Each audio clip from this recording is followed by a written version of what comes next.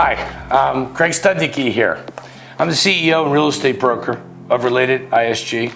I've owned this company for close to 30 years, selling real estate from Miami to Palm Beach for the biggest developers here in South Florida.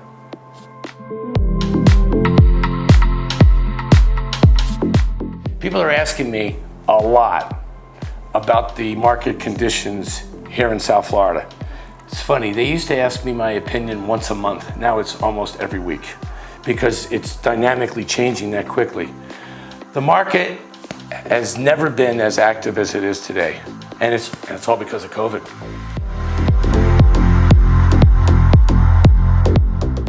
During the quarantine, which was literally 2 years ago, this is April of 2022. In April of 2020, we were on lockdown, we were home, and you couldn't leave your house. And a lot of folks from around the United States, New York, Boston, Chicago, said, I'm not staying in quarantine in cold weather. I'm going to Florida. It wasn't tax-driven incentives, it was a COVID incentive. I want to be in nice weather, especially if I have to be in quarantine. Along the way, there were certain states in the US that were deeply affected by COVID, much more so than Florida. One was New York, one was California. So more people were coming here, not just because they wanted to be in nice weather in quarantine, they wanted to escape COVID. And coming to South Florida gave them that edge. So as a result, in the last 18 to 24 months, South Florida has been the most popular real estate location in the United States, who knows, perhaps the world. The amount of inventory that's been absorbed here in the last 18 months is truly historic. We're seeing prices reach a level that no one could have imagined 2 years ago. I was gonna say even a year ago. As an example, there are no houses to buy. We have less than 5,000 houses for sale between Dade County, Broward County, and Palm Beach County. That's an historic low of inventory. And as our colleagues in Related ISG always remind me, there's really three types of houses. There's an A house, a B house, and a C. What's an A house? It's a beautiful, brand new, modern house on the water. A B house, it's just like the A, it's just not on the water. And then everything else is what we call a C house. Today, there are no A's. Today, there are no B's. Only C's. Yeah. So that influences now the condo market because rich people, wealthy families from the Northeast and from California that want to be in Miami and they want to be on the water. There's no houses to buy. So they're asking their realtors to take them to condos. And what are they buying? They're in the old days, we sold, old days was only 5 years ago, 10 years ago. We sold a lot of 1-bedroom and 2-bedroom condos very successfully. Today, no. Everybody wants a 3-bedroom, they want a 4-bedroom, they want a 5-bedroom condo because they're moving here, John, with their families. These are not second homes anymore.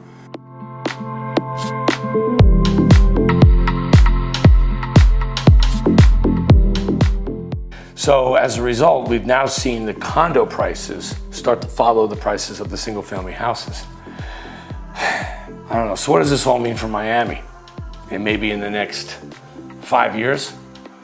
It's really kind of hard to project into 5 years because of everything we've just climbed through in the last 2 years. But I think you're going to see prices of existing inventory continue to escalate. You might even be bumping price comparisons in Los Angeles, California. I'm not sure about New York. New York is still New York. It's arguably the most important city in the world, and real estate still sells for a lot of money in New York. Not like it was, but it's still so much more than Miami. But I do see Miami rivaling Los Angeles from a price standpoint. From an inventory standpoint, California has a lot more inventory to buy than Miami. A lot more. So consequently, given the tightness of supply and the constant demand, the attractiveness of Miami, I see prices continuing to escalate over the next 5 years. And you can tell me, well, what about mortgage rates? They went up by 2% in the last 60 days. It doesn't affect Miami whatsoever. Do you know that last year, here's an interesting stat. Last year, when mortgage rates were at a historic low in the United States, 65% of our sales at Related ISG were all cash. Miami, I've owned this company, as I told you, for 30 years. For 30 years, I've watched the population of Florida grow every single day. And it's growing more now than it was pre-pandemic. We grow, let me give you an example. We grow by a rate of an average of 900 people every single day for the last 5 years. 50% of that 900 comes to South Florida, comes to Palm Beach, Fort Lauderdale, and Miami. 50% every single day. People moving here. Today, why are they moving here? Part of it is still COVID, but a lot of it are it's a result of the tax law change of 2017. When President Donald Trump first got elected, he changed the tax laws in this country. It was one of his political promises, and he delivered. He made it very expensive to live in states like New York and California. And a lot of those folks are coming to Florida because it's very inexpensive to live here. There's no state income tax, as you know. And there are a lot of other nice little incentives for living here in Florida. So you have a combination of COVID and tax incentives driving people to Florida, particularly South Florida. And in my experience living here in the United States all my life, the tax law changes that Donald Trump put in place in 2017, they're not changing in the next 5 years. So Florida will be one of the few states in the US that truly benefited from the 2017 tax law change. And add that to our beautiful weather, our climate. Today is sunny and 85 degrees. I see the population growth of South Florida continuing. It will sustain itself. And I think you're going to see prices continue to escalate, particularly with single-family houses and condos on the water.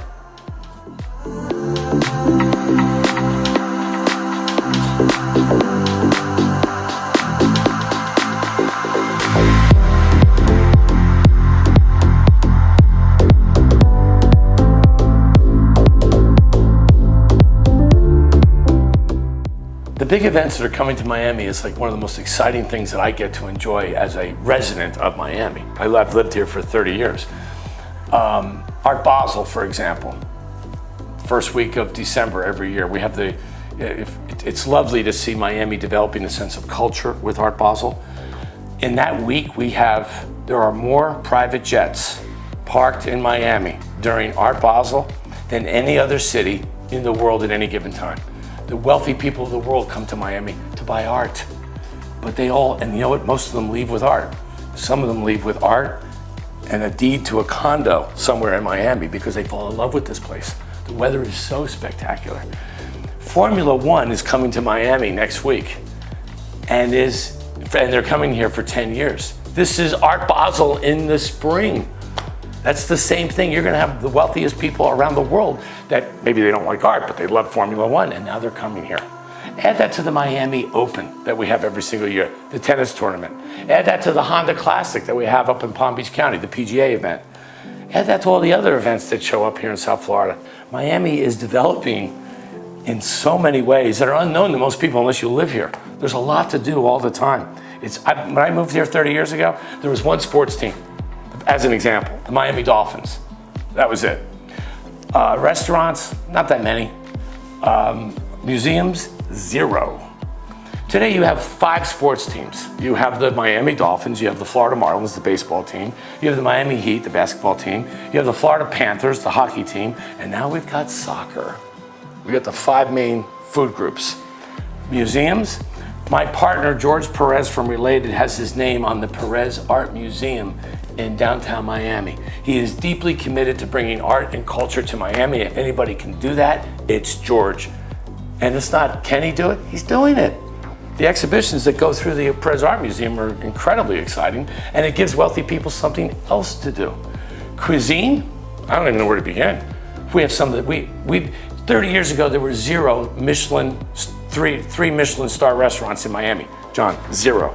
Today, there's about a dozen. You know how hard it is to get a 3 Michelin star rating? Real. But we've got them now. The next 5 years, this town's going to evolve in a deeper way. I'm not so sure you're going to see so many buildings get built. I think you're going to see culture get deeply rooted. Do you know that today University of Miami is ranked one of the top 30 universities in the United States, and it is very hard to academically qualify as a high school senior to get in. It's another example of Miami. it's evolving and it's becoming attractive to people all over the world for all different reasons. You and I get to sell real estate here to all those people that want to be here. Why are they coming here? For all kinds of reasons.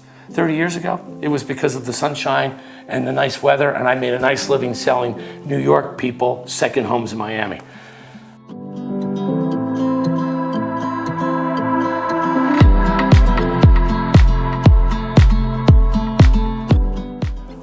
So anyway, that's my residential perspective. Now, as you know, I was fortunate to meet a young man named Thomas Sulichin about a year and a half ago, a commercial real estate expert, young man.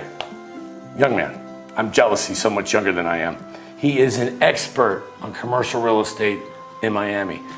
He's going to be the next guest on your program, and wait till you hear Thomas talk about how commercial real estate in Miami rebounded from the COVID crisis. He's an expert at it, and he might even entice your audience to consider investing in some of the commercial real estate opportunities that are here in Miami, and for that matter, all of South Florida.